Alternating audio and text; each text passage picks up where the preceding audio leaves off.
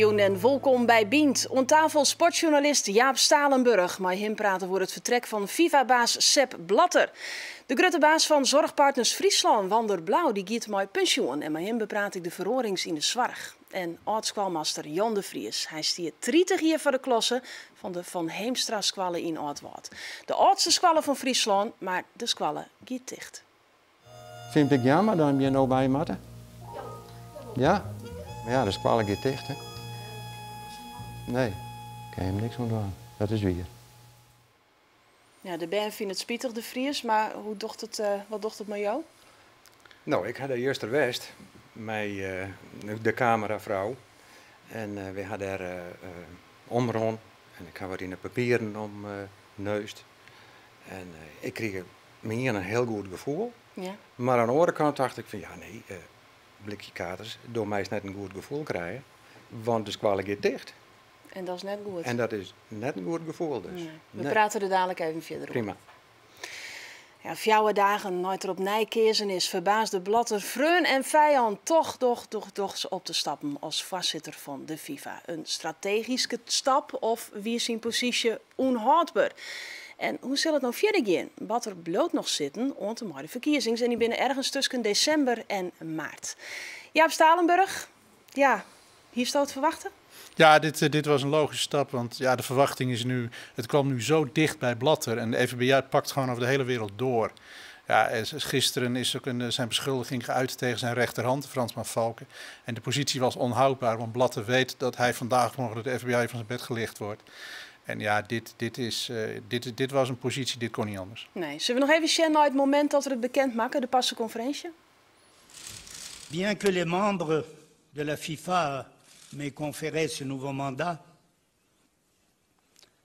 ce mandat n'a pas le soutien de l'intégralité du monde du football. C'est pourquoi je remettrai mon mandat à disposition lors d'un congrès électif extraordinaire.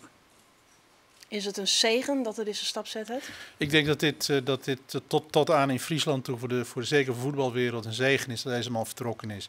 Dit criminaliseert de sport. En bovendien, dit is niet van vandaag op morgen. Deze man heeft al 10, 15 jaar, gaan er zoveel verhalen over zwart geld, over corruptie, over merkwaardige toewijzing van landen, over politiek, zijn nauwe vriendschap met leiders als Poetin en Nazarbayev in Kazachstan. Dit raakt de hele voetbalwereld tot aan Dokkum, tot aan Tijnje, tot aan maar hoe is dat hier hier te filmen dan in Friesland?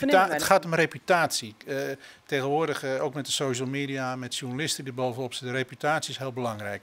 Ook als je ziet dan bij voetbal dat het is heel moeilijk, voor de KNVB bijvoorbeeld, daar beginnen we daar maar, om grote sponsoren aan een sport te binden. Nou, als een sport in opspraak is, als een reputatierisico is, dan gaan sponsoren tegenwoordig niet meer in de sport. Sponsoring bijvoorbeeld in Nederland voor de KNVB is ook heel belangrijk voor het voetbal in Friesland. Maar ook in reputatie. Je ziet bij wielrennen dat na die dopingaffaire rond Lance Armstrong en wat daarna kwam, de Rabo, een bank die geen enkel reputatierisico neemt, uit die sport gaat. En dat bijvoorbeeld heel veel mensen uit de bond gaan, die gaan met vrienden gezellig samen zondags fietsen. Die hebben daar software voor, die hebben de Strava om als een vakterm te gebruiken. Die hebben die verenigingen niet meer nodig. En wat een beetje bij voetbal dreigt is, als die sponsoring voor de KNVB wegvalt, het reputatierisico. Als er zo over een sport gesproken wordt, ja, dan gaan mensen zelf voetballen op zondagochtend. Ja. Waarom leert die man dat nog op die stemming aankomen? Ja, 4 dagen later zei dat ik stap Wat op. je heel sterk ziet bij leiders, politieke leiders, mensen die zeg maar, op een heel groot podium acteren. Je hebt het ook in de politiek gezien met Wim Kok en Ruud Lubbers in de laatste dagen. Ja, die zijn het zicht op de werkelijkheid kwijt, want die hebben een eigen koninkrijk. Blatter was alleen maar omringd met ja-knikkers. Er was niemand die zei, meneer Blatter, misschien is het wel heel goed als u gewoon stopt. Ja, want hij zei het in die passenconferentie, er wie geen stiepen meer in de voetbalvrouw. Dan denk ik, die weet het toch al heel lang niet meer. Wat voor plaat heb je van je? Ik heb die man 1 of 2 keer van dichtbij meegemaakt. En het is niet eens een plaat voor je kop. Het is een probleem voor de psychiater. Deze man dacht oprecht in zijn laatste dagen dat hij op het water kon lopen. Deze man had niemand meer die zei van meneer Blatter, doe dat nou niet. En als je dan ziet gebeuren, wat ik vond onbegrijpelijk. Vorige week heeft de FBI arrestaties verricht. Nou goed, het punt is, en dat heeft hij hopeloos onderschat. Dit is niet de veldwachterij van Zurich. Nee, de FBI wordt aangestuurd door een gekozen officier van justitie. En er zit een minister boven die als procureur in New York alle dossiers onder haar hoede heeft gehad. Die weet precies wat er in die FIFA is gebeurd. Ja, en dan zie je weer dat de Amerikaanse arm heel ver reikt. We hebben het gezien met doping met Lance Armstrong. Ja, die uiteindelijk bekend die. De Mary Dekkers, de bekende atlete die als dopinggebruik in de gevangenis komt. Maar waarom zou Blatter dan net zeggen van, dan stap ik voor dadelijk op? Waarom bloot er nou nog zitten? Nou, omdat mensen als Blatter denken dat ze overal mee wegkomen. Omdat het altijd goed gegaan is. Ze hebben altijd mensen gehad die de stoep schoonveegden.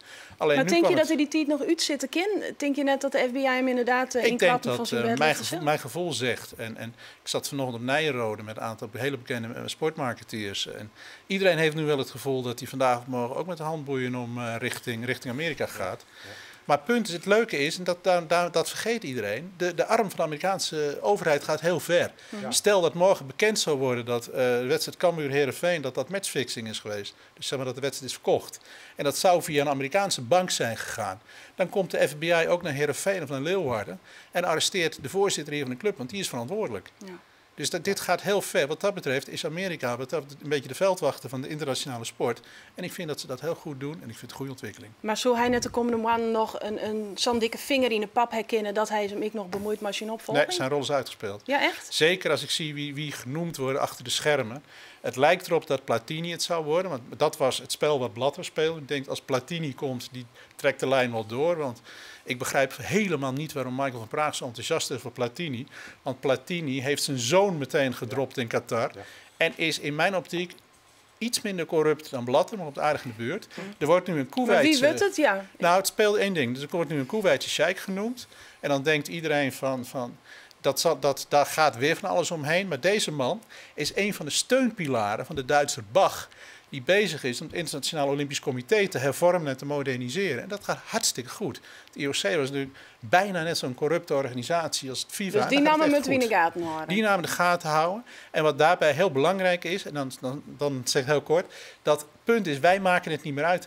Wij beslissen niet meer in Europa. De macht ligt in Rusland, ligt in China, Azerbeidzjan, Kazachstan. Eigenlijk waar het nieuwe geld vandaan komt. Daar wordt de beslissing genomen over wie de nieuwe voorzitter wordt. Dus van Praag maakt het geen kans. Van Praag maakt geen schijn van kans. Nee. Goed, dank u wel, Jaap Stalenburg. Anders sturen bij Riemer. Dat zou die zo'n week nog sturen kennen. Ja. Riemer naar Zurich. Linkerhand, Fopper linkerhand. Ja. Die ik nog maar. Nou goed. Annie rechterhand. We kunnen nog horen hoe praten. Maar dadelijk deel 2 van de kwartenfilm Rjochtdij. Dat is het winnende verhaal van uw verhalenwedstrijd. Maar eerst naar Van der Blauw. 36 jaar lang werken in de Zwarg. Dat is een heel eind. Dat is een eind. Altijd kantoor hier in het MCL in Ljouwert? Nou ja, toen ik begon bestond het MCL nog niet. Dus ik ben begonnen in de zusterflat van het toenmalige Bonifacius Hospitaal. En heb in het Jukneshuis gezeten, het Trio-hotel gezeten. Het afgelopen half jaar zit ik in het Jongensgans, ook een prachtig ziekenhuis. Dus ik heb weliswaar die 36 jaar gewerkt, maar ik geloof in een stuk of 6 functies en op 10 kantoren. Zoiets. Op 10 kantoren. Nou, maar zie je dit lood missen?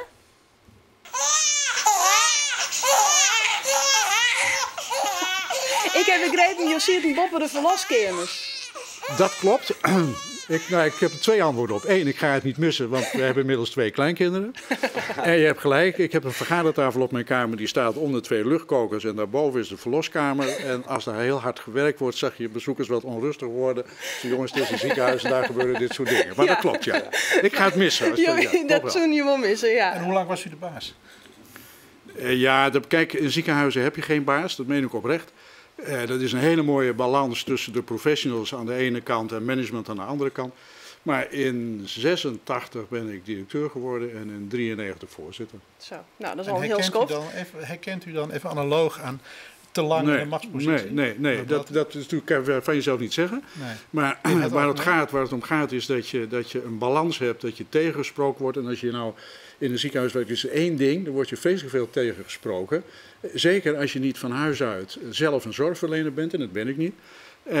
Want die professionals die weten echt beter dan ik hoe ze om moeten gaan met patiënten en bewoners. Dus ik heb aan tegenspraak geen gebrek gehad. Nee. Nou, je hebt maar een hele oren reden voor dan Blatter. We hebben het niet correct door hierin. Je hebt hier maar pensioen. De Zwarg die is ontiegelijk verloren de Arroene jaren. De Kwadlien nog, de Sionsberg zelfs, dat zit dus al hier nog vars in het geheugen. Hoe ziet de toekomst van de Zwarg eruit, denk je? Nou, als je wat verder in de tijd kijkt, dan is het op het gebied van pharma en op het gebied van ICT, dat zijn dingen die kunnen we nou niet bedenken, die echt de zorg gaan veranderen. En wat dichter bij huis, ik zeg wel eens voor de grap, toen ik begon had je 4 ziekenhuizen meer dan nu. Boniface is dicht, Diepenesse is dicht, Sionsberg is dicht en Oranjewoord in Harlingen is dicht. En over 5 jaar zijn die andere 4 nog wel open, maar zien er heel anders uit dan nu. Hoe sjucht het eruit dan?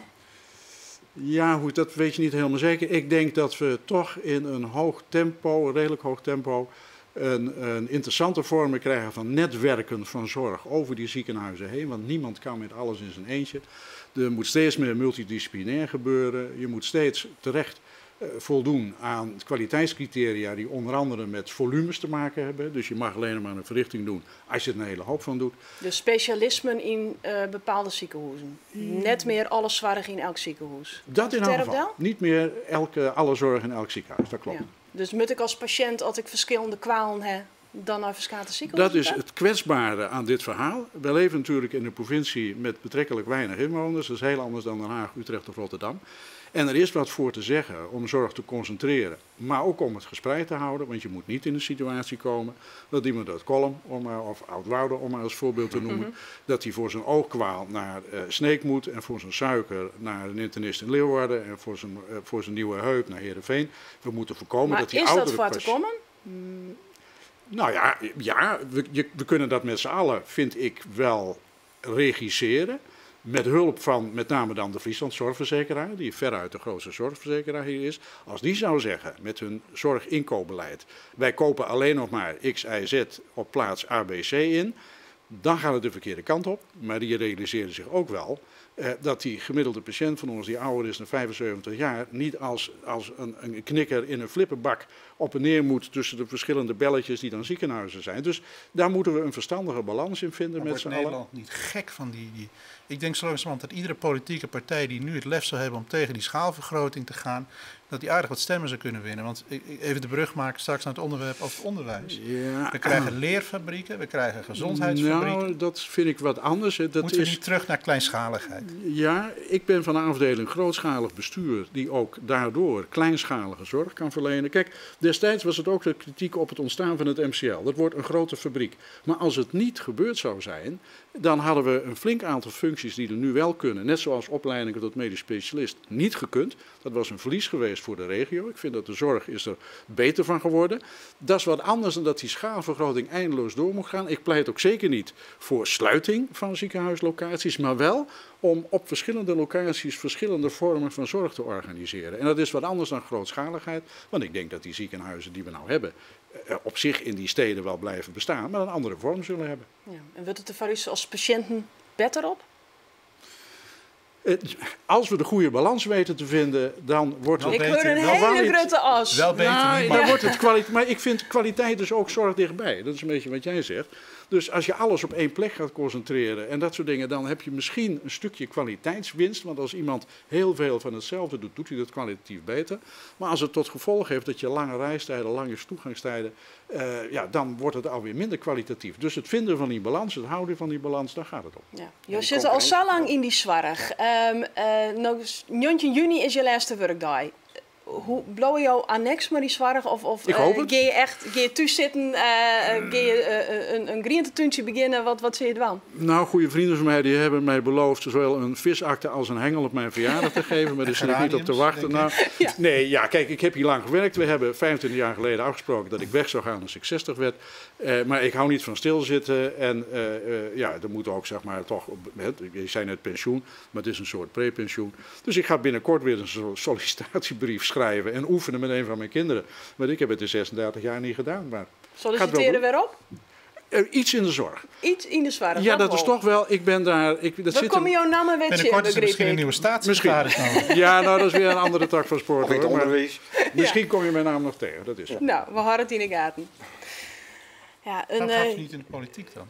Ja, dat zou ik nog kennen. We gaan naar het volgende onderwerp. Want een jonge vrouw die in de mooie dagen van Jontje 45 keelskeerd worden zal, maar krekt op die het witte ontkomen en achter haar leefde onwol. Dat binnen de ingrediënten van het verhaal Rjochtdai, dat we van de week als verfilming in Treienpatten hier in Bient uitsturen. Het is het winnende verhaal van uw verhalenwedstrijd in gearworking met het Skrouwersboen. En dit is deel 2.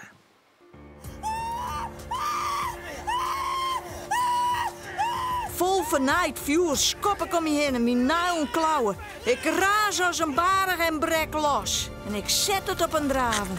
Dieter, ik kom eraan!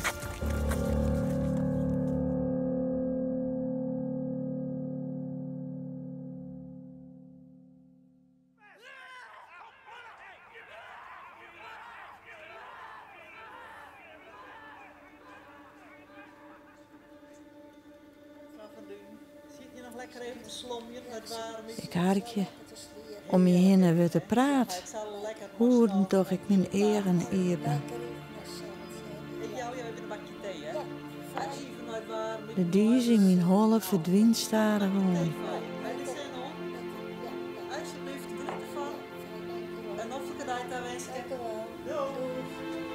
Thee, ze drinken thee.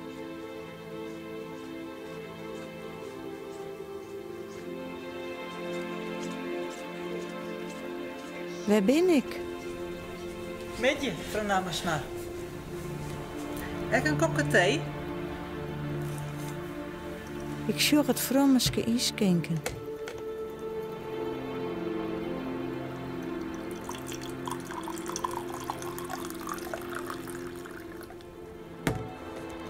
Hier, ik heb een zoeken, denk. Alsjeblieft. Je stilt me, oor eeg ik de roezemoezige kamer. Tjenomi zit een vrouw te slommen. Zou we je feest zet? Waarom doet niemand wat? Hoe restig schouw ik in de werper stoel.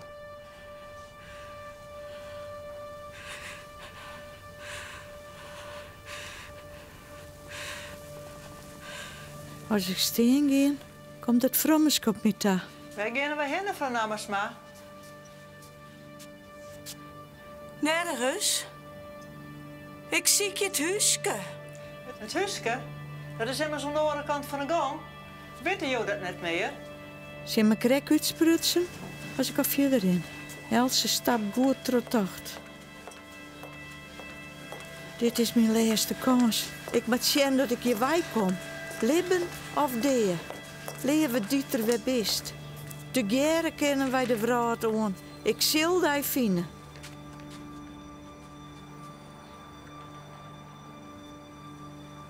Hier is door de drompel viel ik de bevrijende wien om me hollen. Hij had thuis zijn dat er op mij wacht, Cecile. Ik moet zien dat ik bij de eendracht kom. Daar leidt de grif op een naaldschouder te wachten. Lieke zoos. Mijn wangen worden wierd. Ik zal de tranen voortvaaien als ik de teren op de ref van mijn handen waard. Daar is de oudermarkje, breuvelig ik verstuiveren.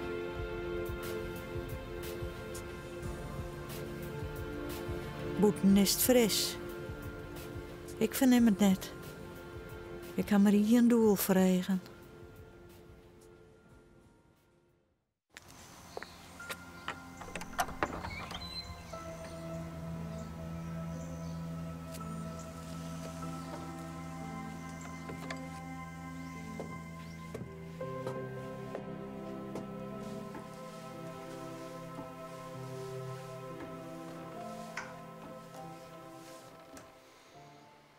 Rugdij is kreuntroch Janneke de Boer van Waardum en morgen zullen we dus goed het Arend.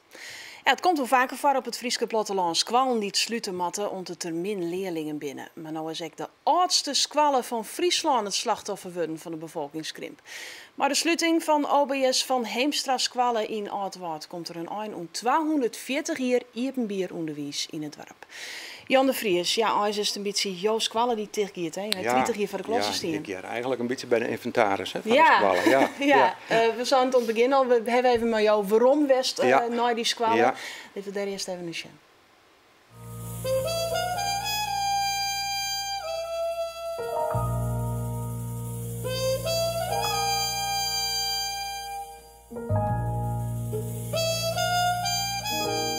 Ja, en doet we de namen van Heemstra squallen kregen, dat we dus in 1997 hebben we de adellijke familie uitnodigen waar de baron die had toen dit boord ontbleten.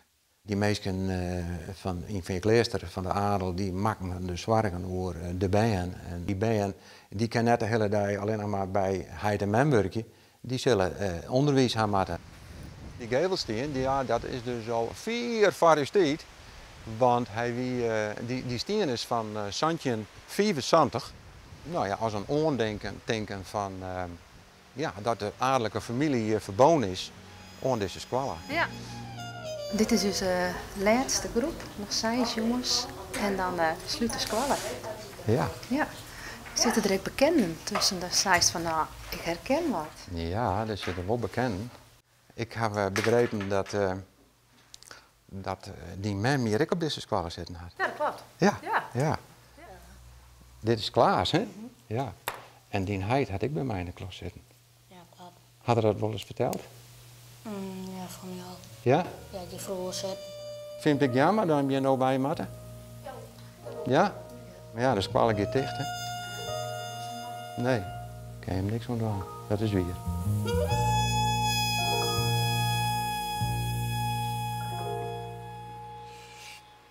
Ga je een mooie tijd houden op die squalla? Ik ga een hele mooie tijd houden op die squalla. Ja, hele goede herinneringen. En we hebben daar ook prachtige dingen die in mij de been en mij de oren. En nou ja, zat je dus kijken op die foto. Wij hebben daar 23 jaar jonkende squalla wennen. In de aannemende ambtswenning. Nou, kom daar nog eens om in het onderwijs. Hè? En in het begin weer dan het Squalplein nog vader squalla.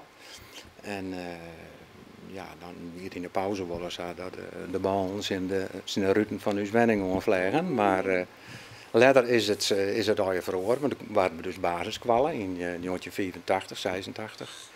En toen is het Squalplein dus naar de andere kant gegaan. Toen kregen we dus meer ruimte en 3 groepen. Ja, dat wie echt nog de gouden tijd. Ja, de gouden tijd. En in het filmpje zeggen we het al, de familie van Heemstra. Die hebben in 1975 die squallen stichten. Ja. En een nooit van die familie, die heb ik nou in de telefoon. Die wennet in Brussel. En dat is baron Jan Willem Heemstra. Een hele goede Joen Heemstra. Ja, goedemiddag. Ik Friesk mooi op praten, hè? Dat verstaan je nog? Ja, natuurlijk. Ja, doet je jaren dat die squallen die Troje voorouders oprichten is sluiten mat? Wat dacht je toen? Dat het heel jammer is voor de 240 jaar familiebetrekking, maar vooral ook voor het dorp. Want het is heel belangrijk dat de school dicht bij kinderen is, dat kinderen naar huis kunnen. En hun vrienden dichtbij hebben. Dus het is een verlies voor de gemeenschap. Ja, Jo wie er in San toch bij dat week de laatste keer dat je op die squallen sjoen hè? Nee, ik ben nog wel eens een keertje langs gereden. Maar toen was er niemand. Dat is in de vakantie normaal natuurlijk dat ik er ben. Ja. Ja, het is triest, maar dat gebeurt. Hè. Na 240 jaar is al een hele mooie tijd. Ja, 240 jaar, dat is een hele skiertnis, de Vries. Heb je nog contact gehad met de familie Heemstreek? Jij nog wel... Nee, ik heb geen contact meer gewoon letter met de familie. We hebben nog wel, nadat de squalla dus deze namen kregen, hebben we nog een prachtig cadeau gekregen. Alle muziekinstrumenten van de baron. Ja. En die hebben we dus heel vaak gebruikt. En die is dus alle keer een denken aan de adellijke familie. Ja, prachtig. Ja, vindt u niet, meneer de Vries, dat die kleinschaligheid weer een beetje terug moet in de samenleving? Ja, waarom geen kleine scholen? Waarom van die enorme leerfabrieken? Ja. Laat de politiek u niet vreselijk in de steek. Ja, in feite wel. Ja. Maar ja, dat is al begonnen. Ik mag eigenlijk in het Fries praten. Dat ja, prima. Maar dat is eigenlijk al begonnen met het feit dat het gemeentebestuur op afstand zet waren. Wij kregen dus een stichting als bestuur, Stichting Robal, die dus over verschillende gemeenten de squalla besturen. En dat is eigenlijk het beginwest van toch meer op afstand regeren hoe de Iepenbier is klaar. Ik denk dat leerfabrieken zijn niet goed hè, voor kinderen. Nee. Dicht bij de mensen, dat zei baron ik al. We kunnen niks meer ontwan. De squallen matspietigen nog dicht. Sneur in nog gelegenheid voor Elsenien die bij de squallen belutsen West had om even een rondje te dwanden. Ging je ook heen? Ja, nou, ik weet het nog net. Je weet het nog net? Nee. Je hebt misschien al afschiet na me. Ik heb eigenlijk juster, die heel mooi om dat mij te meiden, om dat waarom te zien. Maar Het boek is sletten. Het boek is sletten, ja. Dank u wel dat jullie een snelle oproep doen aan de politiek om in dit Europees cultureel jaar in Friesland ook wat te gaan doen aan de kleinschaligheid. Ja. Bij deze, Jaap Stalenburg. Dank u wel dat je hier al hier wien. Graag gedaan. Ja, en dit wie bient. Het programma is waarom te zien in uw app en op internet. En morgen krijgt de terpdame van Hegebuintum na 1400 jaar weer een gezicht. Ik wens je een hoffelijke joen.